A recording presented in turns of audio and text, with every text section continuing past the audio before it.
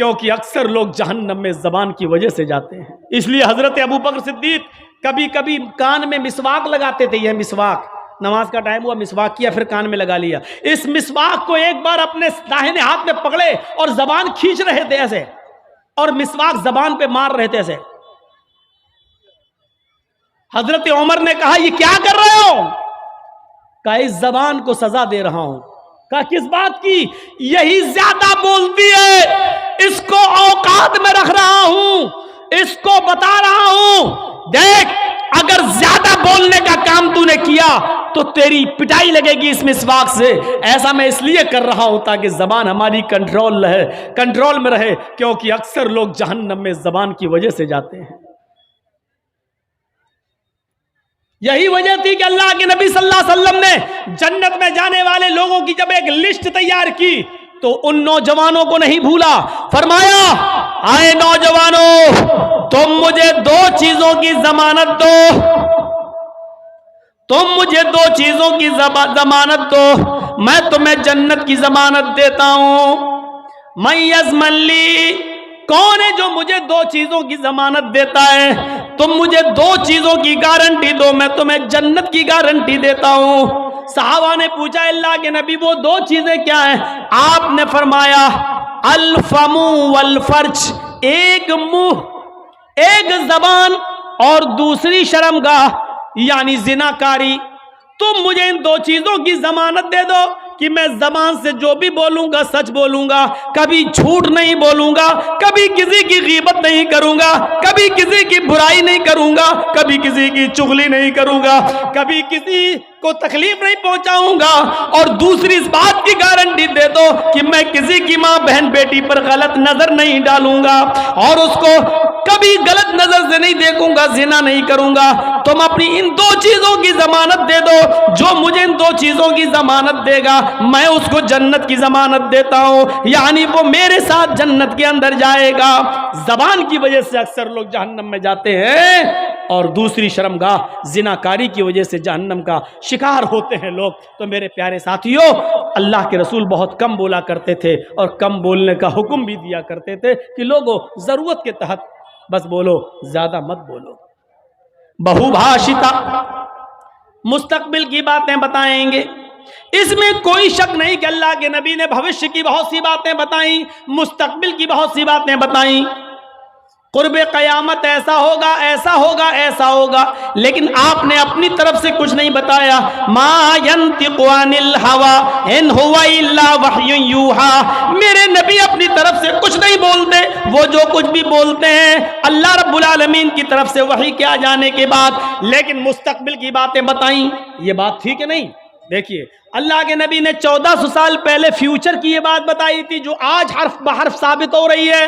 نساء کاسیات عاریات ممیلات ومائلات، ایک ایسا زمانہ آ جائے گا، ایک ایسا زمانہ آ جائے گا کہ تم دیکھو گے لوگوں کو، تم دیکھو گے عورتوں کو، تم دیکھو گے لیڈیز کو، تم دیکھو گے خواتین کو، تم عورتوں کو دیکھو گے کاسیات، دیکھنے میں تو وہ کپڑے پہنے ہوئے دکھائی دیں گی، بظاہر تو ان کے جسم پر کپڑا ہوگا، عاریات، لیکن حقیقت میں وہ برہنہ ہوں گی، حقیقت میں وہ ننگی ہوں گی۔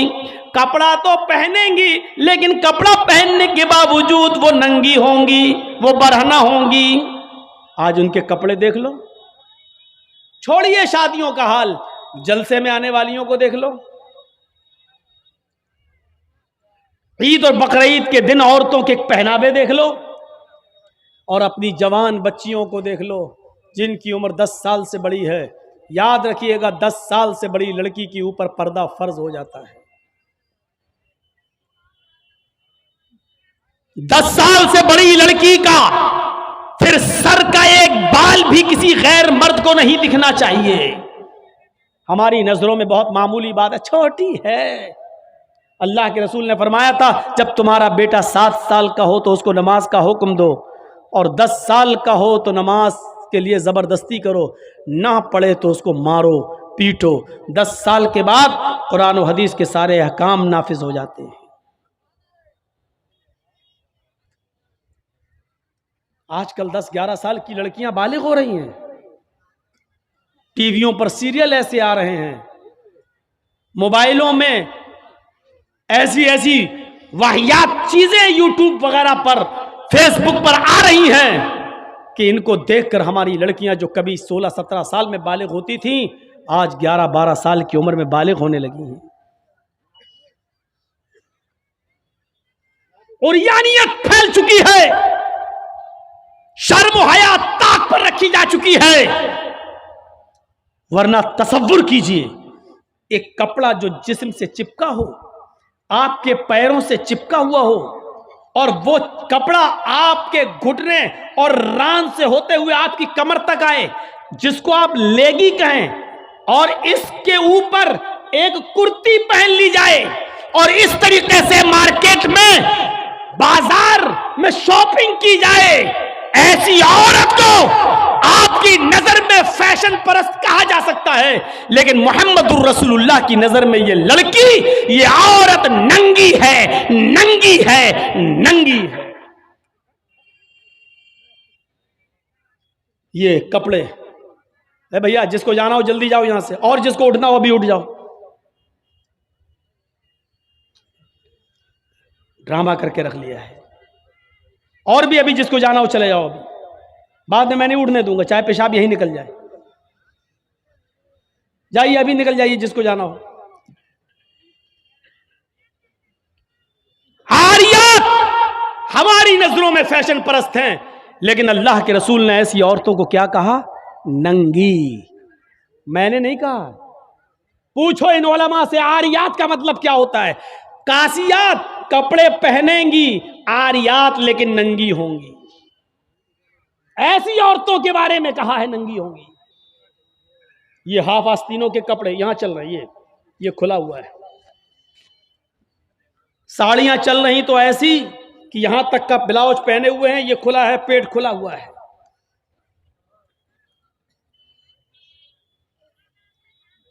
اور جو چند برقعے اب چل بھی رہے ہیں بہار بنگال میں، پہلے تو چلتے نہیں تھے، تو اب برقعوں میں بھی ڈیزائن چلنے لگی ہے. کڑے ہوئے برقعے، ڈیزائن دار برقعے.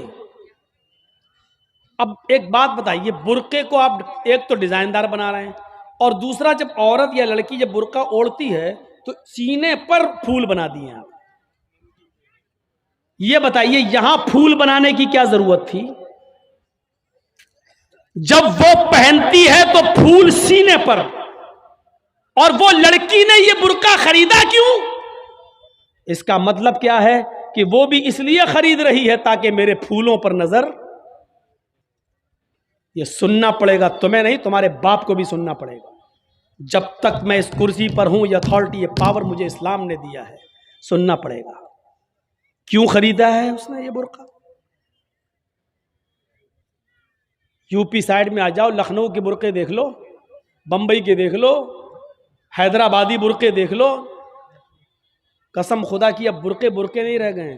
اب 60 سال کی بڈھی بھی اوڑھ لے تو ایسا لگتا ہے جیسے وہ 18 سال کی لڑکی جا رہی ہے.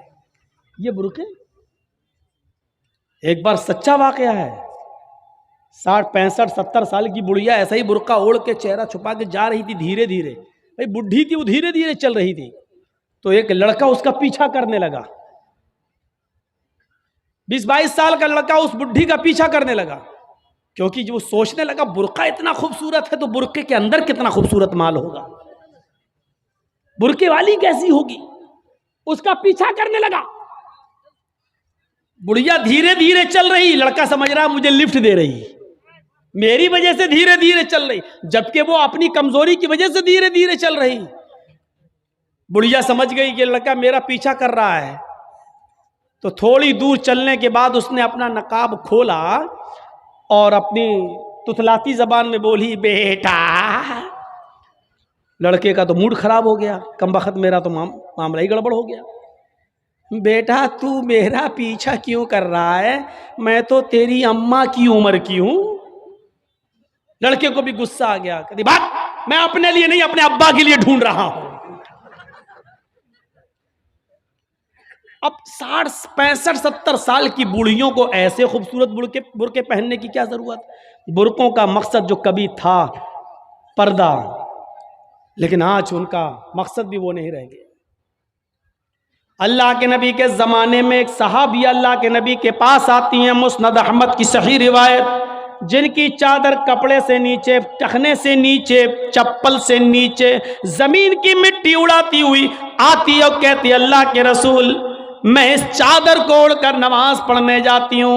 आपने कहा चादर इतनी नीची होनी चाहिए।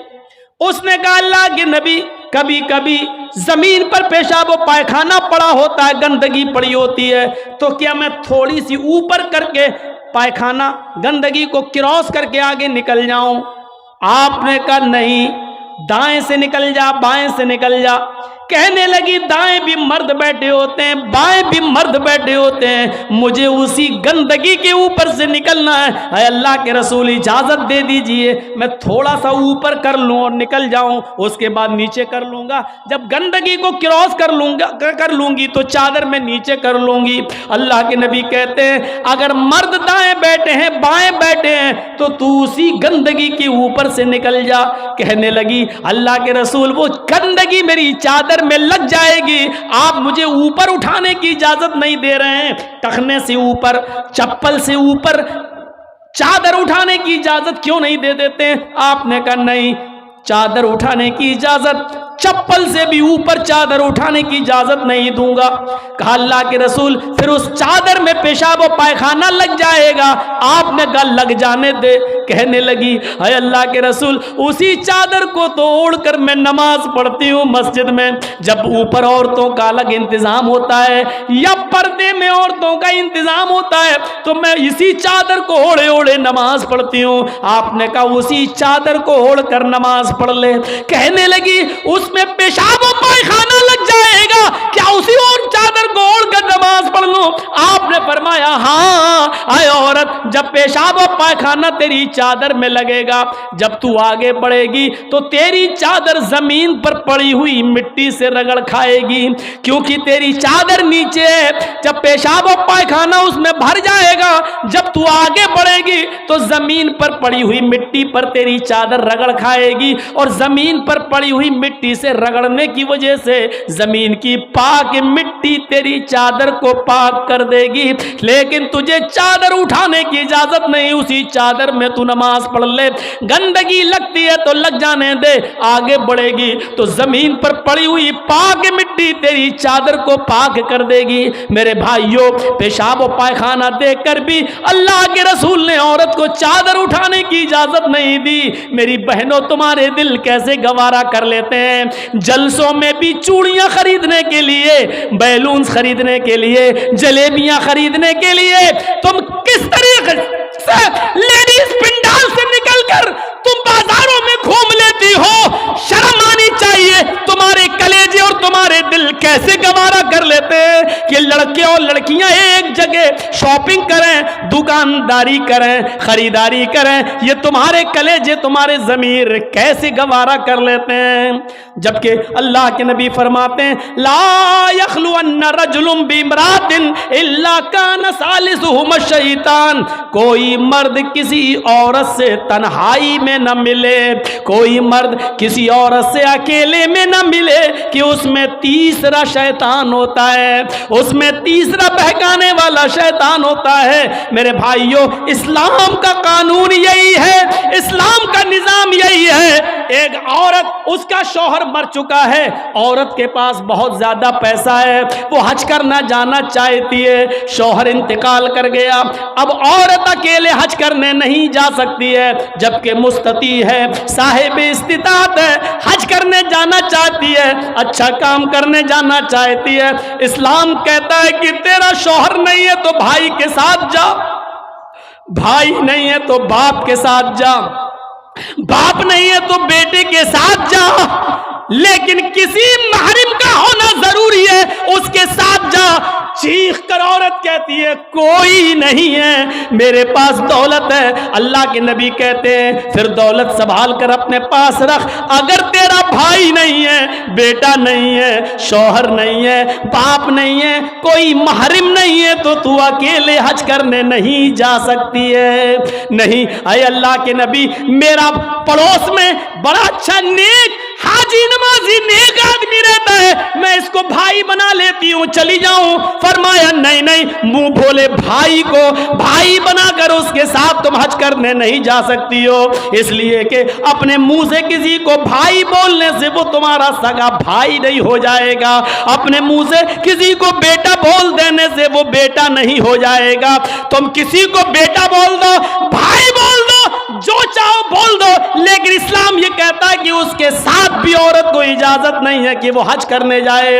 अगर कोई नहीं है तो मत जाओ, लेकिन इस्लाम इस बात की इजाजत नहीं देता है कि तुम अकेले जाओ या किसी को बहन, किसी को भाई या बेटा बनाकर जाओ, इस बात की इजाजत नहीं देता। इस्लाम एक इबादत में, हज जैसी इबादत में भी औरत को किसी गैर मर्द को मुंह बोले भाई और मुंह बोले बेटे के साथ भी जाने की इजाजत नहीं देता। तो मेरे भाइयों, जब खाने काबा में जाने की इजाजत नहीं देता है, सफा मरवा की सई की इजाजत नहीं देता है, इतनी खूबसूरत इबादत की इजाजत नहीं देता है, तो बाजारों में अकेले घूमकर शॉपिंग करने की इजाजत कैसे देगा? फिर बाजार के अंदर औरत को अकेले जाने की इजाजत कैसे देगा? इतनी खूबसूरत इबादत करने की इजाजत नहीं देता है, इतनी खूबसूरत इबादत करने की इजाजत नहीं देता है, तो मेरे भाइयों फिर औरत को बाजारों में घूमने की इजाजत कैसे देगा? फिर बाजार में घूमने और बाजार में सैर व तफरीह की इजाजत कैसे देगा? हमारी माँ बहनों को इस बात को सोचना चाहिए, गौर करना चाहिए, संजीदगी से इसको लेना चाहिए। एक जमाना था, हजरत फातिमा कह रही हैं, आए अली मैं इतनी बीमार हूँ, इतनी बीमार हूँ, लगता नहीं कि इस बीमारी में मैं बच पाऊंगी। आए अली अगर मुझे कुछ हो जाए, अगर मेरा इंतकाल हो जाए, आए अली तो मुझे दिन के उजाले में दफनाने मत ले जाना, रात की तारीकी में ईशा की नमाज के बाद मुझे कब्रिस्तान में दफन करना। हजरत अली ने कहा, ऐ फातिमा ऐसा क्यों कह रही हो? अगर तुम्हारा इंतकाल सुबह फजर के बाद हो तो क्या ईशा तक हम तुम्हारे जनाजे को रखेंगे, मिट्टी को रखेंगे? तुम्हारे बाप का, तुम्हारे अब्बू का फरमान है कि मैयत को जल्दी कब्रिस्तान ले जाओ, फिर मैं लेट कैसे करूं? फरमाती हैं, आए अली, आए मेरे प्यारे शौहर, मुझे रात में ही ले जाना, मेरी बात को गिरा बांधो, मेरी बात को मजबूती से पकड़ लो, मेरी वसीयत को याद रखना, चाहे मेरा इंतकाल कभी भी हो, लेकिन मुझे ईशा के बाद दफनाना, मुझे दिन के उजाले में कब्रिस्तान न ले जाना। ऐ अली मैं नहीं चाहती हूँ कि मेरे मुर्दा जिस्म पर पड़े हुए कफन पर भी किसी गैर मर्द की नजर पड़े, मैं अपने कफन पर भी किसी गैर मर्द की नजर नहीं पड़ने देना चाहती हूँ। ऐ अली मुझे रात में ले जाना, दिन के उजाले में नहीं, मैं नहीं चाहती कि मेरे कफन पर भी किसी गैर मर्द की नजर पड़े। मेरे भाइयों, इंतकाल के बाद निकाह जायज नहीं है, इंतकाल के बाद शादी नहीं होती है, लेकिन इंतकाल के बाद भी अपने जिस्म को तो छोड़ो, अपने कफन को भी किसी गैर मर्द को देखने की इजाजत नहीं दे रही हैं। ये था हजरत फातिमा का पर्दा। इस पर्दे की रोशनी में मेरी बहनों, अपने गरीबानों में झांक कर देखो, अपने गरीबानों के बटन खोलो और तलाश करो हम कहाँ खड़े हैं, हमारा पर्दा क्या है, हमारी इज्जत व आबरू क्या है। आज हमारे चेहरों का हरकस और नाकस देख रहा है, कल तक हमारे इन खूबसूरत गालों को कभी आसमान की निगाहों ने भी नहीं देखा था, चांद और सितारों ने भी नहीं देखा था, और आज जो चाहता है देख लेता है। हरकस और नाकस जिसको चाहो आज वो बड़ी आसानी से हमारी बहनों बेटियों का दीदार कर रहा है।